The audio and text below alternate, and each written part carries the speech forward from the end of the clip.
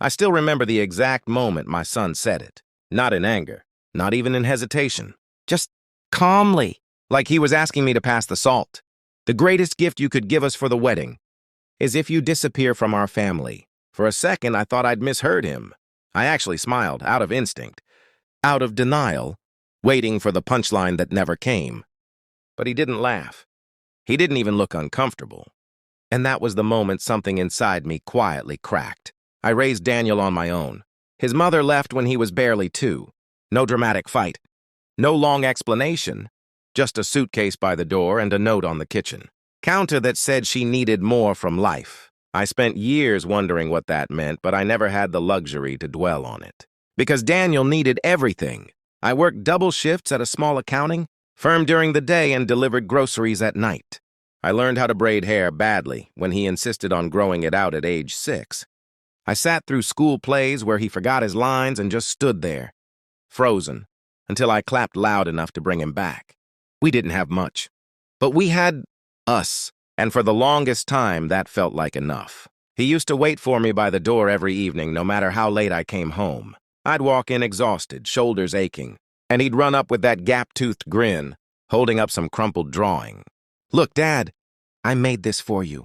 It was always us, stick figures, hand in hand. I kept every single one. Things started to change when he went to university. That's normal, I told myself. Kids grow up. They find their own world, their own people, their own identity. I was proud of him, first in our family to make it that far. At first, he called every day, then every other day, then once a week, then whenever he remembered. Again, normal, I said, but there were little things. Subtle shifts. He stopped asking how I was. Conversations became shorter, more functional. When I visited, his dorm room always seemed slightly rearranged before I arrived, like he'd removed parts of his life I wasn't meant to see. I didn't push. I never wanted to be that kind of father, the suffocating one. The first time he mentioned her, his voice changed. "Her name's Emily," he said casually, but there was something behind it, something cautious. "Is she nice?" I asked. He hesitated. "Just for a second. Yeah, she's different." Different. I didn't think much of it at the time. Everyone says that when they fall in love. They think they've discovered something the rest of the world hasn't. When I finally met her, I understood what he meant. Emily was polite. Perfectly polite. She smiled at the right moments. Said all the right things. Complimented the house, the food, even me. But her eyes never softened. Not once. When Daniel laughed, she watched him, not with warmth, but with something closer to evaluation. Like she was measuring him against a standard only she could see. And when she looked at me, it felt like I was being quietly dismissed. "Dad, don't overthink it." Daniel told me later when I mentioned she seemed a bit distant. "She's just reserved." I nodded. Of course, reserved. That's what I told myself every time she avoided sitting too close to me, every time she steered conversations away from family stories, every time she subtly corrected Daniel, his words, his tone, even the way he laughed. It was small, almost invisible, but it was there. Over the next year, Daniel changed. Not dramatically, not in a way that would alarm anyone else. But I noticed he started dressing differently, speaking differently. Even his posture shifted, like he was trying to fit into a version of himself. That wasn't entirely natural. He became careful, especially around her. Once, during dinner, he made a joke he would have told 100 times before. It was harmless, something silly about a teacher from his childhood. Emily didn't laugh. She just tilted her head slightly and said, "That's not very refined." Daniel immediately apologized. Apologized? For a joke? I remember staring at him, waiting for him to catch himself, to roll his eyes, to say, "Relax, it's just humor." But he didn't. He just smiled, tight, controlled, and changed the subject. That was the first time I felt something deeper than concern, something colder. When they got engaged, he told me over the phone, "I hope you're happy for me, Dad." The question lingered longer than it should have. "Of course I am," I said. And I meant it. I was happy, but I was also uneasy. Still, I kept that to myself. Because what right did I have to interfere? He was an adult. He had chosen his life. My job was to support him. So I did. I offered to help with the wedding. Financially, emotionally, whatever they needed. At first, he hesitated. Then he said, "Actually, that would help a lot." I didn't think twice. I dipped into my savings, the ones I had quietly built over decades, the ones meant for retirement, for emergencies, for him. But the closer the wedding got, the more distant he became. Not just busy, distant. Phone calls felt like obligations. Visits became rare. When I tried to talk about the wedding details, he'd deflect or say Emily was handling everything. "Don't worry about it, Dad. It's under control." Under control. Those words started to feel like a wall. A week before the wedding, he came to see me. In person. That alone should have made me happy. But something felt off. He didn't sit down right away. Just stood near the door, hands in his pockets, eyes scanning the room like it no longer belonged to him. We made small talk. Weather, work, traffic, pointless things. Then there was a silence. Heavy, unavoidable. And that's when he said it. "The greatest gift you could give us for the wedding is if you disappear from our family." I stared at him. Waiting, hoping, praying there was more. A joke, an explanation, something to soften the blow. But he just stood there. Expression steady, voice calm, as if he had rehearsed it, as if it meant nothing. "Daniel," I finally said, my voice barely holding together. "What are you talking about?" He exhaled slowly. "It's just what's best for everyone. Everyone. Not us. Not you and me. Everyone." I felt my hands go cold. "What did I do?" I asked. And that's when he hesitated. Just for a second. And in that second, I knew this wasn't entirely his voice. He glanced at the door, like someone might be waiting outside, like someone had told him exactly what to say, and was expecting him to say it right. "I think it's better," he continued carefully, "if we start our life without complications." Complications? That's what I had become. Not his father. Not the man who raised him, just a complication. I took a step toward him, and for the first time in his life, he stepped back. That's when I realized something far worse than his words, something I hadn't allowed myself to see until that moment. I wasn't losing my son. I had already lost him. And just as I was about to ask the question I was most afraid of, the one that had been building quietly inside me for months, my phone buzzed on the table. A message from an unknown number. I glanced down, and what I read made my chest tighten in a way I can't even describe, because it said, "Don't argue with him. You'll only make this harder." I looked back up at Daniel, slowly, carefully. "Who told you to say this?" I asked. And this time, he didn't answer. For a moment, the silence between us felt louder than anything he could have said. Daniel didn't answer my question. He didn't deny it either. He just stood there, eyes shifting, not meeting mine, not quite looking away either, like a man caught between two versions of himself, unsure which one he was supposed to be. And that hurt more than his words. "Daniel," I said again, softer this time, "who sent that message?"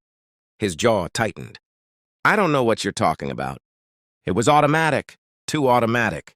I'd heard that tone before, years ago, when he was a kid trying to hide a broken vase or a failed test. But back then, he'd always cracked within seconds, eyes watering, guilt spilling out of him before I even had to ask twice. Now, there was no crack, just distance. I picked up the phone and turned the screen toward him. "Then look at it." He hesitated. For a brief second, something flickered in his expression. Recognition.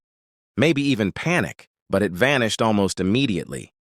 "It's probably spam," he said flatly. Spam, a perfectly timed message, arriving in the exact moment he asked me to erase myself from his life. Spam. "Daniel," I said, my voice firmer now, "please, just tell me the truth." Another silence. Longer this time. He ran a hand through his hair, an old habit, one I hadn't seen in years. He used to do that when he felt overwhelmed, when things got too big for him to handle. For a split second, I saw my son again. Not the man standing in front of me.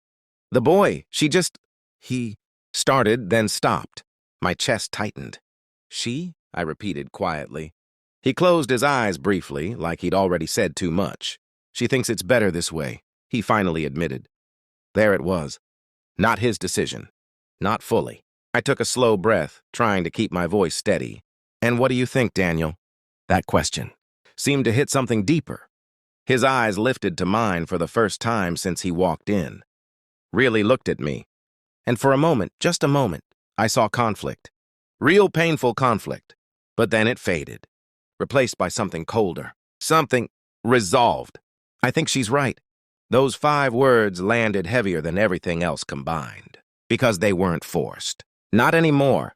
He had crossed that line himself. I nodded slowly, more to keep myself standing than in agreement. Do you even understand what you're asking me? I said. He didn't respond. Disappear? I continued. From your wedding? From your life?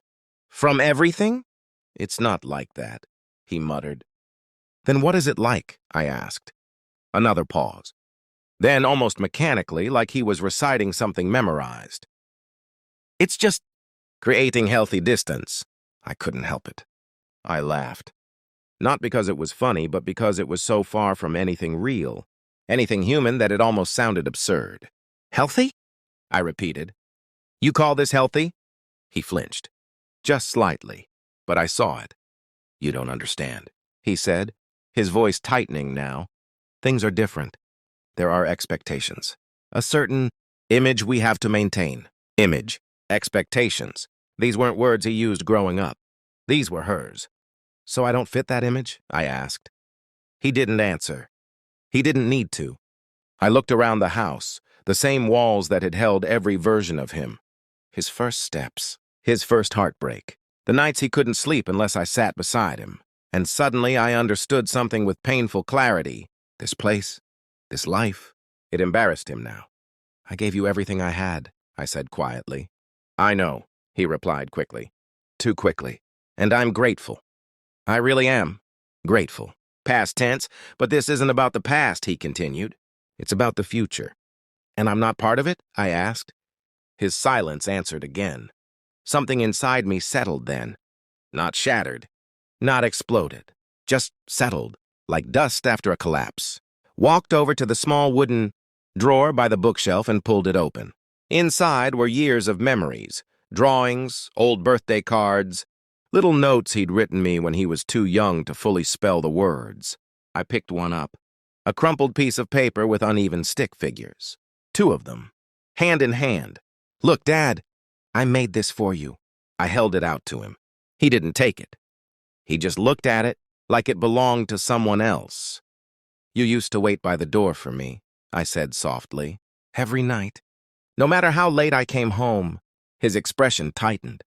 But he stayed silent. I never asked you for anything in return, I continued. Not once. That wasn't entirely true. But I had never asked for this. I placed the drawing gently on the table between us. I won't argue with you, I said. His head lifted slightly, surprised. If this is what you want, I paused, choosing my words carefully, then I won't come to the wedding. Relief. It flashed across his face before he could hide it. And that hurt more than anything else. But understand this, I added quietly. I'm not disappearing because I'm a complication.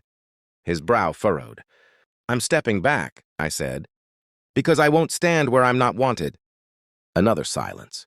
Different this time. He nodded slowly. Okay, just like that. Okay. He turned toward the door. No hug. No hesitation. Just a simple, clean exit. But before he reached for the handle, I spoke one last time. Daniel. He stopped. Didn't turn around. If one day you wake up and realize you made this decision for someone else, I said, my voice steady despite everything, I hope you also realize it's not too late to come back. He stood there for a moment, still. Then he opened the door and left. The house felt quieter than it ever had before. Not empty, just missing something that had defined it for decades. I sat down slowly, staring at the drawing on the table. 2 stick figures, still holding hands, unchanged. Unlike everything else, my phone buzzed again. The same unknown number? This time the message was longer. I hesitated before opening it. A part of me didn't want to know. Didn't want confirmation of what I already suspected, but I opened it anyway. You did the right thing. This is necessary for his future. Some ties only hold people back. You should be proud you raised him well enough to let him go. I read it twice, then a third time, each word more calculated than the last. Proud. Let him go. Hold him back. I looked toward the door he had just walked out of. And for the first time since he was a child, I didn't feel the urge to run after him. Instead, I reached for something else, something I hadn't touched in years. An old folder, tucked away beneath everything else. Inside it were documents, carefully organized, quietly maintained, things I had kept just in case life ever took an unexpected turn. I opened it slowly, and as I flipped through the pages, a different kind of clarity began to form. Not emotional, not reactive, something calmer, something deliberate. Because for the first time since that conversation began, I wasn't thinking like a father who had just been rejected. I was thinking like a man who had just been erased. And if someone had gone to such careful lengths to make me disappear, then maybe, just maybe, they had underestimated one thing. I never stopped paying attention. I closed the folder gently, my eyes drifting back to the phone, to the message, to the unseen hand behind it. And under my breath, barely louder than a whisper, I said, "Let's see how far this really goes."